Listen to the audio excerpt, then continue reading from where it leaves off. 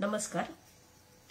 गुरुर्ब्रह्मा गुरुर्विष्णू गुरुर्देव महेश्वरः गुरु साक्षात् परब्रह्म तस्मै श्री गुरुवे नमः. समचरण सरोजं सांद्र नीलांबुदाभं जगत निहित पानिं मंडनं मंडनानां तरुण तुलसीमाला कज्जरं कज्जनेत्रं सदय धवलहासं विठ्ठलं चिंतयामि. सदय धवलहासं विठ्ठलं चिंतयामि.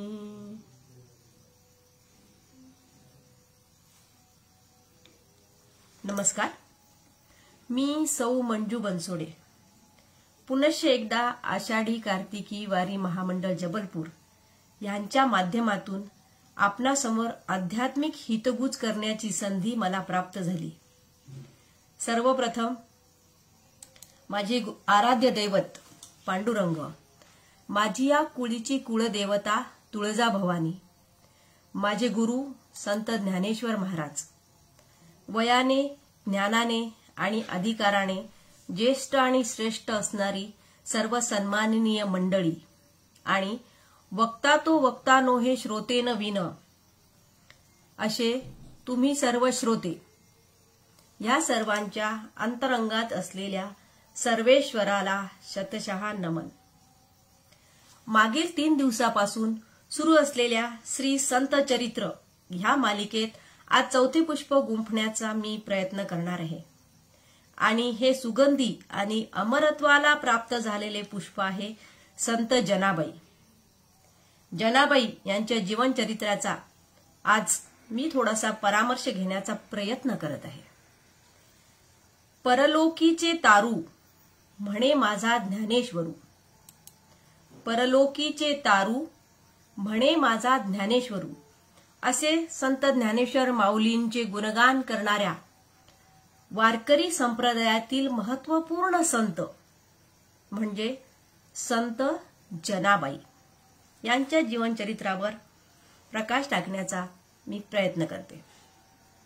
अगं जना धावू नकोस. अगं बघ किती गर्दी आहे. हात कुठे सोडून जाते आहे. हात धर, हरवून जाशील बरं. जना अगं थांब थांब थांब.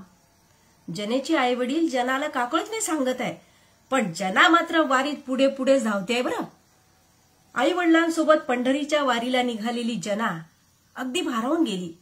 वारकऱ्यांचा चाललेला नामघोष, जय जय राम कृष्ण हरी, जय जय राम कृष्ण हरी, जय जय राम कृष्ण हरी या नामगजरात तल्लीन झालेला तो भक्तवर्ग, त्यांची ती लगबग, तो उत्साह, ती निष्ठा, पांडुरंगाप्रती असलेलं आकर्षण, पांडुरंगाच्या भेटीची तळमळ ही त्या सगळं भक्त मंडळींच्या चेहऱ्यावर पाहण्यात छोटी जना हरखून गेली. आणि समोर समोर समोर जाऊन केव्हा पंढरीत पोहोचेल याची तगमग, याची तळमळ या छोट्याशा जनाला लागून राहिली. करता करता करता नृत्य करत करत ही वारी सोबत ही जना आपल्या आईवडिलांसोबत पंढरपुरात दाखल झाली. आषाढी कार्तिकी आईवडिलांसोबत पांडुरंगाचं दर्शन घेतलं आणि साहजिकच तिच्या मनात विचार आला की अरे हा किती निष्ठावंत देव आहे. आणि आपण वारीत भक्तांच्या चेहऱ्यावर जे पाहिलं परमेश्वराबद्दलची निष्ठा, तळमळ, ही साक्षात या पांडुरंगाच्या ठिकाणी अगदी खरंच आहे बरं. छोट्याशा जनाला या गोष्टीची जाणीव झाली. पांडुरंगाचं दर्शन घेतलं आणि छोट्याशा त्या जनाच्या चेहऱ्यावर कृतकृत्यतेचा भाव आला. दर्शन घेतलं आणि आई वडील सांगतात, जना दर्शन घे, पांडुरंगाला बघून घे डोळे भरून, डोळ्यात साठवून घे. म्हणाली, हो आई, मी बघतच आहे पांडुरंगाचं रूप, अगदी माझ्या डोळ्यात भरलं बरं. आणि आई असं ना की मला असं वाटतं की आपण जायलाच नको गंगाखेडला परत. नाही ग जना, असं कसं होईल बरं. आज आपण या राहुटीमध्ये मुक्काम करणार आहोत आणि उद्या आपल्याला जायचंय बरं परत. असं म्हणून ती जी भक्त मंडळी होती ती आपापल्या राहुट्यांमध्ये विश्रामासाठी गेली. सगळेजण आपापल्या राहुटीमध्ये आराम करत होते, विश्राम करत होते. आणि पाऊस, आषाढ महिना, पावसाची सतत धार, वारकऱ्यांचा मेळा, एवढी गर्दी. आणि ह्याच वेळी कदाचित परमेश्वराचीच ही इच्छा असावी, परमेश्वरी असावी. झालं असं की अर्ध्या रात्रीतूनच त्या ज्या राहुट्या होत्या त्या राहुटीमधून एकाएक रडण्याचा, ओरडण्याचा, किंचाळण्याचा आवाज यायला लागला. छोटी जना अगदी घाबरून गेली. असं काय झालं? एकदम असा प्रत्येक राहुटीतून असा आरडण्याचा, ओरडण्याचा, किंचाळण्याचा आवाज का येतोय?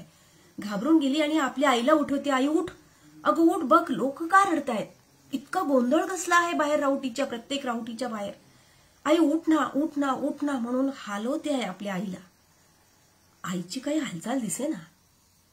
मग बाबांजवळ गेली धावत धावत. बाबा हो उठा ना, बघा आई उठत नाहीये, उठा ना, तिला उठवा ना. पण बाबा ही मात्र अगदी शांत झोपलेली आहे. काय झालं मंडळी? त्या सगळ्या गर्दीमध्ये अचानक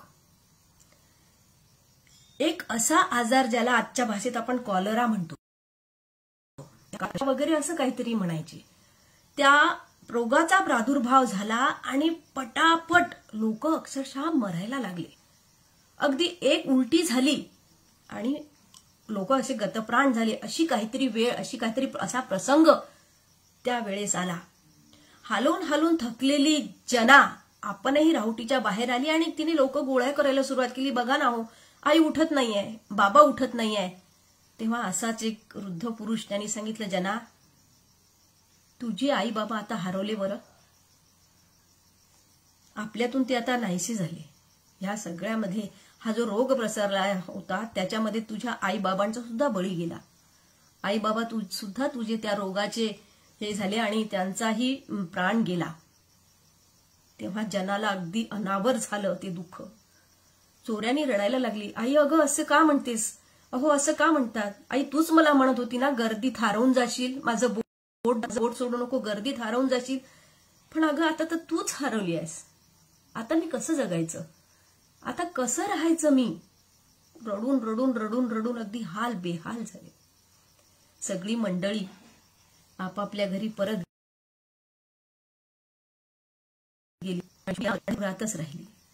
कोण घेऊन जाणार तिला ना. आई वडील दोघांनाही आई वडिलांपासून पोरकी झालेली ती पोर. सगळेजण आपापल्या दुःखात, आपापल्या गावी, आपापल्या दुःखासह परत मात्र पंढरपुरातच राहिली. धावत धावत परमेश्वराकडे गेली, विठ्ठलाच्या मंदिरात गेली आणि रे विठ्ठला तू हे काय केलंस. आई बाबा सुटले, आता माझा आधार कोण, आता माझी सगळी जबाबदारी तुझ्यावर आहे. आजपासून तूच माझे माता पिता हो, आजपासून माझी सगळी जबाबदारी तुझ्यावर आहे. मी तुला स्वतःला वाहिलं आहे. आता माझा योगक्षेम आता तुलाच चालवायचा आहे. आणि ज्ञानेश्वरीमध्ये एका ओवीमध्ये संत ज्ञानेश्वर माऊली म्हणतात की परमेश्वर असं सांगतो की जो माझ्या ठिकाणी जो माझा अनन्य भक्त असेल, जो माझ्या ठिकाणी निष्ठा ठेवेल, अनन्य होईल माझ्याजवळ, त्याचं योगक्षेम मी चालवतो. आणि त्याप्रमाणेच पांडुरंगाने जणू जनाबाईची जबाबदारीच घेतली आणि पांडुरंगाची लेक या नात्याने जनाबाई त्या मंदिरातच राहायला लागली. पांडुरंगालाच तिने आपलं दैवत मानलं. आपले तुम्ही हो माता पिता तुम्ही हो, तुम्ही हो बंधू सखा तुम्ही हो, या अर्थाने तिनं आपलं सर्वस्व माता पिता त्या पांडुरंगाला मानलं आणि ती त्या मंदिरातच राहायला लागली. पांडुरंगाला सुद्धा काळजी पडली, छोट्या जनाचं कसं होणार, आता हिला कोणाच्या सुपूर्द करायचं, कोणावर टाकायची हिची जबाबदारी. आणि मग पांडुरंगाला आठवलं की अशी व्यक्ती जी रोज मंदिरामध्ये येते आणि माझ्या जनाची जबाबदारी जी घेईन ती आहे दामाजी शेट्टी, संत नामदेवांचे वडील.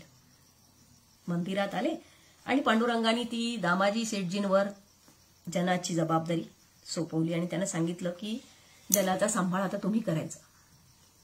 छोट्या जनाला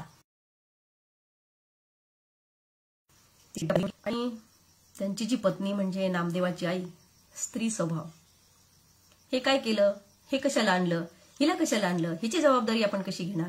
वगैरे वगैरे वगैरे स्त्री सुलभ स्वभावानुसार तिने थोडी, परंतु जेव्हा दामाशेठजींनी आणि नामदेवांनी त्यांना समजावून सांगितलं तेव्हा मात्र त्यांनी त्या जनाचा स्वीकार केला आणि तिला सांगितलं की तुला घरात तर नाही एंट्री मिळणार बाई, पण बाजूची जी झोपडी आहे त्या झोपडीत तुला राहावं लागेल आणि घरातले सगळे कामं करावे लागतील. तू या घरची दासी म्हणून तुला स्थान भेटेल, घरातली व्यक्ती म्हणून नव्हे. आणि जना मात्र तयार झाली. तिने सांगितलं ठीक आहे, तुम्ही सांगाल तुमचे पडतील ते कामं मी करेन, पण मला तुमच्या पायाशी आसरा द्या, तुमच्या माझा स्वीकार करा, एक दासी म्हणून का होईना पण तुम्ही माझा स्वीकार करा. आणि अशा रीतीने जनाबाई ह्या नामदेवांच्या घरात म्हणजे नामदेवांच्या सहवासात राहायला लागल्या, नामदेवांच्या घरातल्या लोकांसोबत राहायला लागल्या. आणि त्या दिवशीपासून तिने नामदेवांनाच आपलं गुरु मानलं. नामदेवांना गुरु मानून तिने वारकरी संप्रदायाचा स्वीकार केला, वारकरी भक्ती चळवळीमध्ये सहभाग घेतला. अतिशय म्हणजे अशिक्षित, शिक्षण नाही, परंतु पूर्वजन्मानी जे सुकृत लाभलं होतं त्या सुकृतामुळे दैवी देणगी तिला जी मिळाली होती त्यामुळे ईश्वराप्रती निष्ठा, अनन्य निष्ठा, अनन्य समर्पण, त्याग, सेवा हे जे काही आध्यात्मिक गुण होते हे गुण जनाबाईंमध्ये जन्मतःच रुजले होते. नामदेव, ज्ञानदेव आदी संतांच्या रचना म्हणता म्हणता आणि नामदेवांनी त्यांच्या घरच्या लोकांनी जनाबाईंना सुद्धा काव्य करण्याचा छंद जडला आणि त्याही हळूहळू अभंग रचायला त्यांनी सुरुवात केली. येग येग विठ्याबाई माझे पंढरीची आई, कारण पंढरी राहायला त्यांनी आईच मानलं होतं. येग येग विठाबाई माझे पंढरीचे आई, माझा रंग तुझे गुणी म्हणे नामयाची जनी. आपल्या प्रत्येक अभंगामध्ये त्यांनी आपले गुरु म्हणजे संत नामदेव यांचं नाव आधी घेतलंय आणि प्रत्येक ठिकाणी नामयाची जनी असा उच्चार त्यांनी केलेला आहे. अशा या जनाबाई नामदेवांच्या घरी सगळ्या प्रकारचे कामं करायचा, दळण, कांडण, सडा, सारवण सगळ्या प्रकारचे कामं त्या अगदी तल्लीनतेने करायच्या.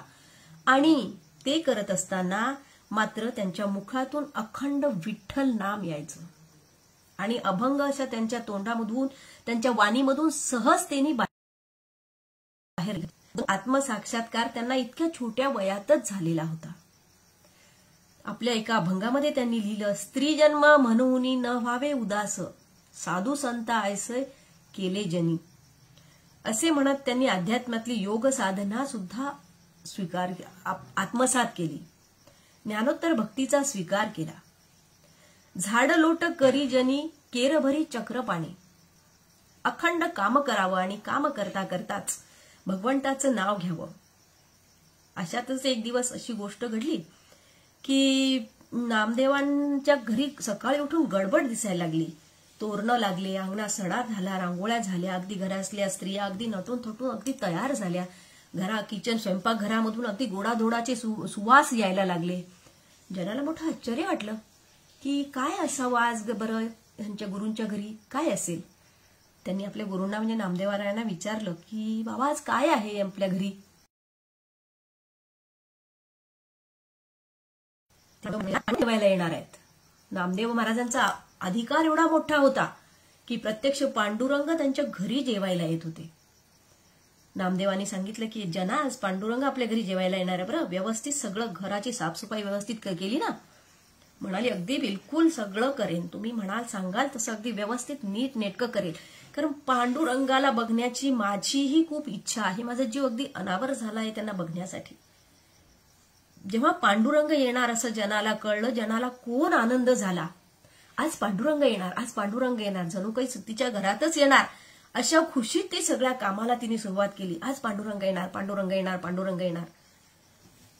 ठरलेली वेळ झाली आणि घरामध्ये गावातले जे प्रतिष्ठित लोक होते त्या सगळ्यांना आमंत्रण गेलं पांडुरंग येणार जेवायला म्हणून. आणि घरात अगदी पाहुण्यांची रेलचेल झाली आणि ठरल्या वेळात पांडुरंग आले बरं जेवायला.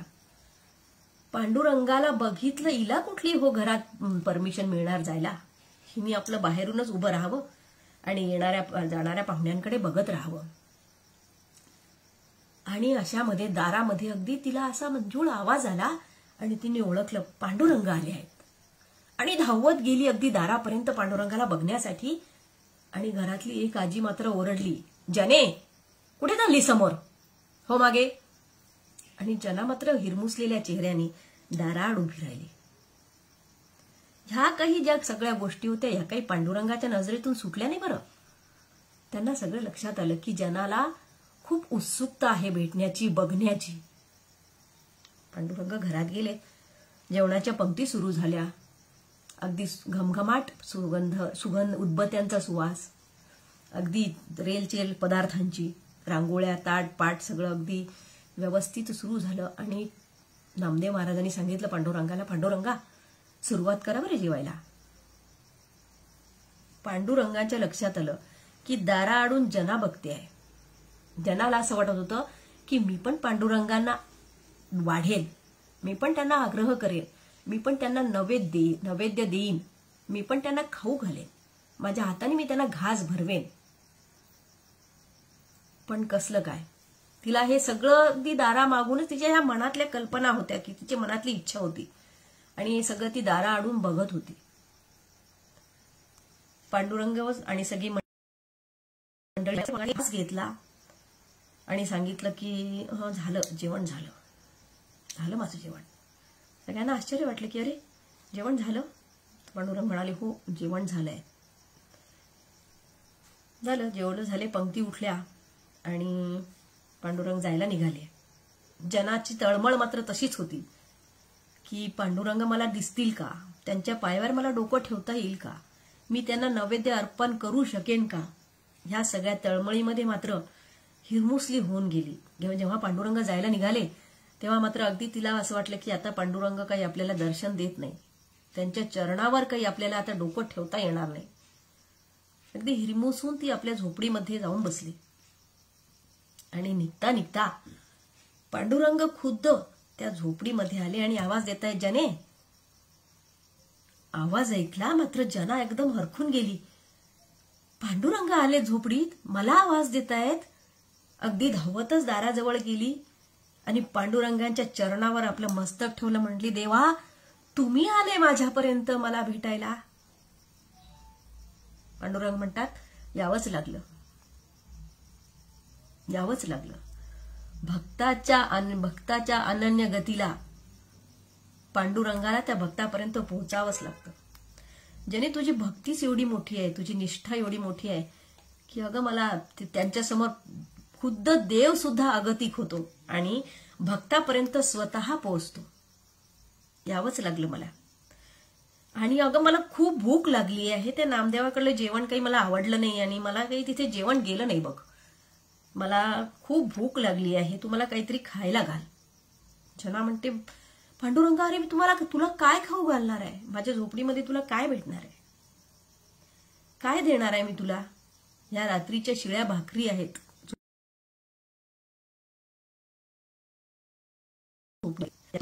माझ्या स्वतःच्याच जेवणासाठी काही ठेवलेलं नाहीये. तुमच्या सगळ्यांचे जेवण झाल्यानंतर जे काही उरलं पारलं असेल ते माझ्या वाट्याला येईल. आणि अशा वेळेस मी तुला काय खाऊ घालू, या रात्रीच्या शिळ्या भाकरी व्यतिरिक्त या झोपडीमध्ये काहीच नाहीये. पांडुरंग म्हणतात, ते काही मला माहित नाही, तुम्हाला शिळ्या भाकरी दे, पण मला खूप भूक लागली आहे आणि मी इथेच जेवणार आहे. आणि अहो पांडुरंगाने चक्क त्या शिळ्या भाकरी आपल्या तोंडात घातल्या. ती घास आपल्या तोंडात घातला आणि ते पाहिलं आणि जनाला अगदी अश्रू अनावर झाले. पांडुरंगा रे तुझ्या कृपेचं काय वर्णन करावं, कसा धावत येतो तू भक्तासाठी. त्यातही पांडुरंग म्हणतात, जने अगं लोक मला नैवेद्य दाखवतात, देत नाही. लोक फक्त नैवेद्य, आपणही पण बघा देवाला नमस्कार करतो, देवाला नैवेद्य आपण म्हणतो, देवाला नैवेद्य दाखवला, दिला नाही म्हणत, दाखवला म्हणतो. पांडुरंग म्हणाले, अगं लोक मला नैवेद्य द्यायचं आहे, तुझ्या हाताने मला तो खाऊ घाल. आणि जनीनी आपल्या हाताने तो भाकरीचा तुकडा पांडुरंगाला खाऊ घातला आणि त्याची चव पांडुरंग म्हणाले, जनी ह्या भाकरीच्या चवी पुढे त्या नामदेवांच्याही घरातलं आणि पंचपक्वान्याचं जेवण सुद्धा फिक्क आहे. अशी ही परमेश्वराची आपल्या भक्तापरी असलेली निष्ठा आणि भक्ताची सुद्धा आपल्या पांडुरंगाला भेटण्याची, आपल्या आराध्याला भेटण्याची इच्छा, ती भक्ती, ती श्रद्धा, ती निष्ठा, तो विश्वास, पांडुरंग म्हणजे परमेश्वर आणि भक्त यांची भेट घडवून आणतोच. जेवण झालं आणि पांडुरंगाने सांगितलं, आज ते दळण दळायचं आहे ना, मी तुला दळू लागतो. आता संध्याकाळ व्हायला आली, तुझं केव्हा संपेल, केव्हा करशील, एवढं मोठं दळण पडलेलं आहे, चल मी तुला दळायला मदत करतो. म्हणाली पांडुरंगा, नका, असं काही करू नका, मी करेन ते सगळं. ऐकणार तो पांडुरंग कुठला ना. ते म्हणाले, काही नाही, चल तुम्ही दळू लागतो तुला. आणि अक्षरशः पांडुरंगाने ते जनाचं दळण दळलं. आणि ते सगळं दृश्य पाहून जना इतकी भारावून गेली, नुसत्या डोळ्यातून धारा गळत आहे आणि नजर एकटक पांडुरंगाकडे लागलेली आहे. आणि पांडुरंगही आपल्या भक्तीच्या जनाच्या अभंगामध्ये इतके काही गुंगून गेले, इतके काही रंगून गेले. बघता बघता रात्र संपायला आली, पण जनाचे अभंग आणि परमेश्वराचं भक्ताप्रती असलेलं लक्ष, ध्यान आणि त्याच्याबद्दलची निष्ठा म्हणा किंवा श्रद्धा, दोघांची एकमेकाबद्दलची, रात्र संपली पण अभंग संपेना. जनीचं पांडुरंगाकडलं एकटक असलेलं नजर हटेना आणि पांडुरंगाचंही दळण संपेना. बघता बघता सकाळ झाली, पहाट झाली, मंदिराची घंटा वाजली. आणि मग मात्र पांडुरंगाच्या लक्षात वेळ झाली, सगळी भक्त मंडळी मंदिरात जमली असणार. आणि अशा वेळेस मात्र पांडुरंग,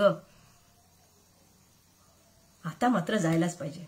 पण जना, तुझ्या भाकरीने, तुझ्या अभंगाने, तुझ्या निष्ठेने मी इतका प्रसन्न झालो आहे, बोल तुला काय पाहिजे. जना म्हणाली, पांडुरंगा, तुम्ही दर्शन दिलं, माझा स्वीकार केला, माझ्यापर्यंत तुम्ही स्वतः चालत आले, मला सगळं काही मिळालं. आता कोणतीही इच्छा नाही, कशाची लालसा नाही, कशाची कामना नाही. तुझा नाम, तुझं जप अखंड माझ्या मनामध्ये, माझ्या वाणीमध्ये असावं, याच्या व्यतिरिक्त मला कशाचीही अपेक्षा नाही. परंतु पांडुरंगाने मात्र आपल्या गळ्यातला एक नवरात्राचा हार काढला आणि जनीला तो दिला किंवा तिच्या गळ्यामध्ये घातला, तिला तो दिला. आणि मग मात्र पांडुरंग पटापट उठून मंदिरात गेला आहे. आणि आपण जर तिथून नसलं तर भक्तांना काय गोंधळ होईल, असं म्हणून पांडुरंग पटकन मंदिरात गेले. ते पोहोचायच्या भक्त मंडळी मंदिरात हजर होती. पांडुरंग बघताय तर ते विटेवर हातबीत ठेवून आपले उभे. आणि तेवढ्यात एका भक्ताच्या लक्षात आलं आणि थांबला हो काकडा मध्येच, थांबा थांबा थांबा थांबा थांबा, काय झालं काय झालं काय झालं. अरे पांडुरंगाच्या गळ्यातला हार कुठे गेला, नवरत्नाचा कुठे आहे तो हार, काल रात्री तर होता, आता कुठे गेला. झालं सगळीकडे बोभाटा, कुठे गेला कुठे गेला कुठे गेला हा हार. आणि त्या हाराचं एवढं तेज, त्या रत्नाचं, नवरत्नाचाच हार तो एवढं तेज की त्यांनी ती जनाची झोपडी अगदी लखलखून गेली. आणि ह्या घरामध्ये काहीतरी वेगळं आहे ही आजूबाजूच्यांना सगळ्यांना कल्पना आली की घरात इतका एकदम लखलखाट कसा काय झाला. आणि तिथेच जनाच्या घरात मध्ये तो नवरात्राचा हार सापडला. आणि निरागस अशी जना एक चोर ठरली.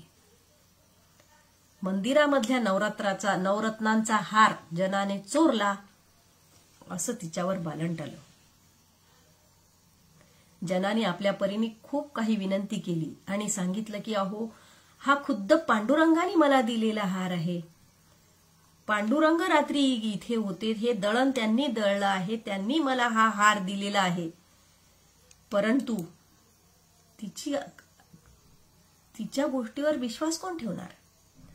सगळे म्हणायला लागले, जना ह्या गोष्टी सांगायच्या आहेत बरं, परंपरागत आम्ही या विठ्ठलाची पूजा करत आलो आहे. आमच्या कितीतरी पिढ्यांपासून या पूजा सुरू आहे या मंदिराची, या विठ्ठलाची. हा फक्त देव आहे दगडाचा. हा तुझ्या घरी येऊन तुला नवरात्राचा हार, नवरत्नांचा हार देऊन गेला. हा तुझ्या घरी तुझ्या हाताने जेवून गेला, हे सगळं थोतांड आहे. आमच्या पिढ्यानपिढ्या आम्ही पांडुरंगाची पूजा करतो आहे. त्यांनी आम्हाला दर्शन दिलं नाही, आमच्या हातचा साधा नैवेद्य प्रसाद कधी घेतला नाही, कधी दूध कधी प्याला नाही, आणि तुझ्या हातची शिळी भाकरी त्यांनी खाल्ली. हे सगळं खोटं आहे. आणि तू हा हार चोरला एवढंच फक्त. आणि हीच वदंता सगळ्या पंढरपूरवर पसरली. आणि जे काही पंच होते त्यांनीही असंच निर्णय दिला की ही चोरी जनानी केली.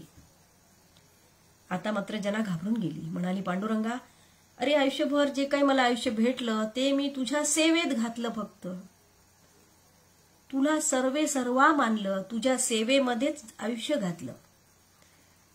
मृत्यू येईल, फाशीची शिक्षा झाली आहे मला, मृत्यू येईल त्याचं दुःख नाही, परंतु हा कलंक घेऊन मृत्यू येणं, हा जो चोरीचा कलंक माझ्यावर लागलेला आहे, याच्या कलंकासहित प्राण त्यागणं, ही फार मोठी कठीण गोष्ट आहे. मृत्यू दे, पण कलंकासहित नको देऊ. हा कलंक माझ्यावरचा दूर कर आणि मग मृत्यू दे. फाशीची शिक्षा ठरली, सुळावर देण्याचा, आणि चमत्कार जो आहे तो त्या ठिकाणी झाला. जो शूळ होता तो वितळून गेला, त्याचं पाणी झालं. आणि हे सगळं त्या आजूबाजूच्या पंचकृषीतल्या लोकांनी खुद्द पाहिलं. आणि मग मात्र जनीचा अधिकार सगळ्या लोकांना कळला. आणि त्याच्यानंतर जना ही संत जनाबाई झाली. त्यानंतर जनाबाई संत म्हणून तिचा सर्वांनी समाजाने स्वीकार केला. आणि तिचं नाव लौकिक सगळ्या पंचक्रोशीमध्ये पसरलं. तिचे अभंग घरोघर गायला लागले लोक. आणि जनाबाई मात्र दिवसेंदिवस आपल्यातच तल्लीन होऊन गेल्या. पांडुरंगा व्यतिरिक्त त्यांना काहीही दिसत नव्हतं. फक्त पांडुरंग, त्याचं नाम जप आणि काम मात्र सुरू. असेच त्यांची ख्याती ऐकून आणि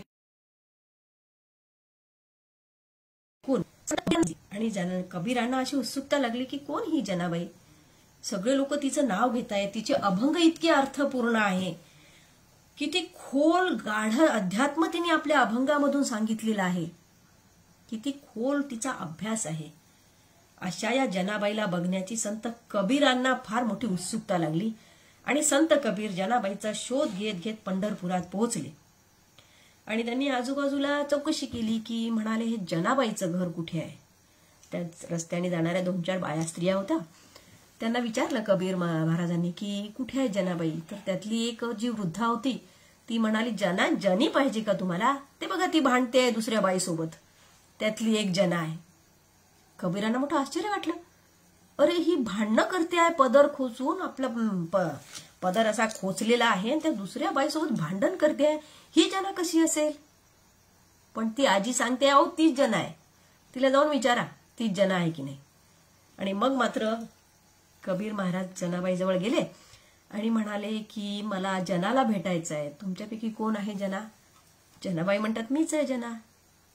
हो का, तुम्हीच अभंग वगैरे लिहिलेत का. म्हणाले, हो मीच लिहिलेत.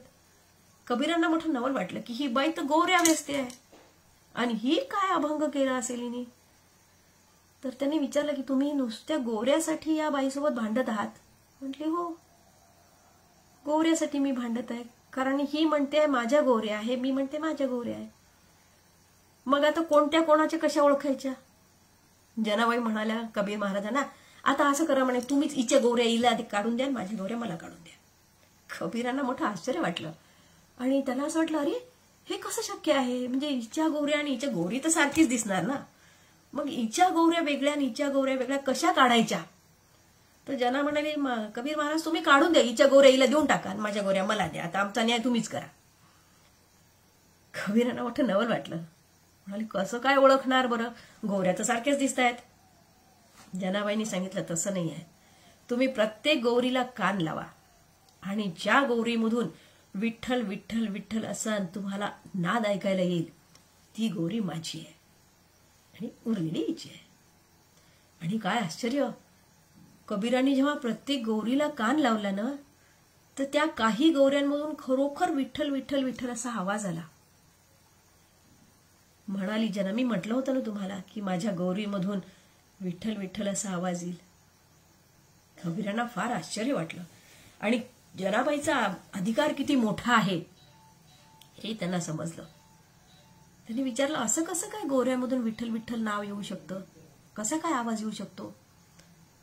जना म्हणाली, कबीर महाराज, गौऱ्या माझे हात थापतात फक्त, माझं मन विठ्ठलाप्रती समर्पित असतं. हा देह काम करतो, मन मात्र विठ्ठल चरणी अर्पण केलेलं असतं. आणि कबीरांनी मान्य केलं की खरोखर जनाबाई तुमचा अधिकार किती मोठा आहे, मानलं तुम्हाला. हा आहे जनाबाईचं जीवन चरित्र. त्यांच्या कार्याबद्दल जर सांगायचं तर ज्ञानेश्वर आणि बाकीचे त्यांचे जे भावंड होते ते समाधिस्थ झाले आणि ते समाधिस्थ झाल्यानंतर नामदेव महाराज मात्र पर्यटनासाठी तीर्थक्षेत्रावर निघून गेले आणि त्यानंतर वारकरी संप्रदायाची धुरा जनाबाईंनी यशस्वीपणे सांभाळली. मुखी तुझे नाम, हाती काम आणि मुखी तुझे नाम हा मंत्र मात्र त्यांनी शेवटपर्यंत चालवला. हळूहळू त्या कीर्तनही करायला लागल्या. आपल्या पंचक्रोशीमध्ये त्यांनी स्त्रियांना कीर्तनाचं महत्व, नाम जपाचं महत्व पटवून दिलं. आजही जनाबाईचे अभंग हे जात्यावरचे अभंग म्हणून प्रसिद्ध आहेत. आजही खेड्यापाड्यातल्या स्त्रिया दळण दळताना जनाबाईचे अभंग म्हणतात. दळिता कांडिता तुझं गाईन अनंता. अशा प्रकारचे जवळपास हरिश्चंद्र आख्यान, प्रल्हाद चरित्र, कृष्ण जन्म, बाळक्रीडा, थालीपाक, द्रौपदी स्वयंवर यासारखे काव्यग्रंथ, आर्त भक्तिभाव, विठ्ठलाचा महिमा, नाम महात्म्य, पंढरी महात्म्य आणि संत गौरव ह्या विषयावरच त्यांनी आपलं अभंग लेखन केलं आहे. अशा ह्या जनाबाई, त्यांच्यामध्ये वात्सल्य, प्रेम, रुजुता, सहनशीलता, त्याग, समर्पण, निष्ठा, श्रद्धा अशा कितीतरी गुणांचा मिलाप जनाबाईच्या ठिकाणी झालेला होता आणि तो त्यांच्या काव्यातूनही प्रगट होत होता. ज्याचा सखा हरी त्यावरी विश्वकृपा करी. सख्याला हरीला आपलं करा, आपोआप विश्व तुमच्यावर कृपा करेल, हा निसर्ग तुमच्यावर कृपा करेल. आपल्या अभंगातून जनाबाई सांगतात. त्या काळातले जे संत होते, ज्ञानदेव, नामदेव, संत सोपान, गोरा कुंभार, चोखामेळा इत्यादी जे सत्पुरुष होते, त्यांच्या जीवनाचा आणि सद्गुणांचा आढावा घेणारीच ग्रंथरचना, अभंग रचना जनाबाईंनी केलेली आहे. आणि म्हणून त्या म्हणतात, विठू माझा लेकुरवाळा, संगे गोपाळांचा मेळा. ह्या माझा विठू जो आहे तो या सगळ्या संतांना, आपल्या भक्तांना घेऊन चालतो, त्याच्यासोबत या सगळ्या गोपाळांचा मेळा असतो. अशा ह्या जनाबाई, त्यांचे सत्शील वागणं, अभंग लेखन आणि वारकरी संप्रदायाची जडणघडण यामध्ये त्यांचं योगदान अतिशय मोठं आहे. आणि म्हणूनच त्यांना वारकरी संप्रदायाच्या एक प्रसिद्ध, श्रेष्ठ असं संत जनाबाई हा सन्मान त्यांना समाजातून प्राप्त झाला. अशा ह्या जनाबाईंचं आख्यान, हे पुष्प मला ज्या पद्धतीने सांगणं शक्य होतं, माझ्या अल्पमतीला जे सुचलं ते मी व्यक्त करण्याचा प्रयत्न केला आहे.